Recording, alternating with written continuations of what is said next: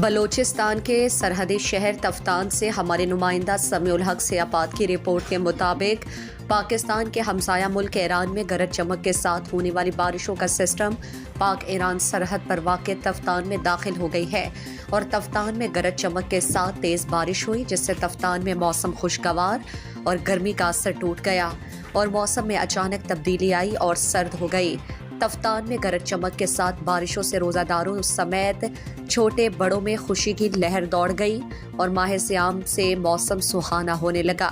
جبکہ بارش کا پانی نکاسی آب کی نالیوں سے باہر سڑکوں پر بہنے لگا اور تفتان شہر کی گلیاں اور سڑکیں بارشوں کے پانی سے آمد و رفت کے لیے آنے والے افراد کے لیے مشکلات پیدا کر گئیں۔ تفتان میں نالیوں کا صفائی نہ ہونے کے باعث نکاسی آب کی نالیاں بند ہو گئیں۔ تفتان کے سماجی حلقوں نے چیف آفیسر تفتان سے تفتان میں نالیوں کی صفائی کی صورتحال کو بہتر بنانے کا مطالبہ کیا ہے۔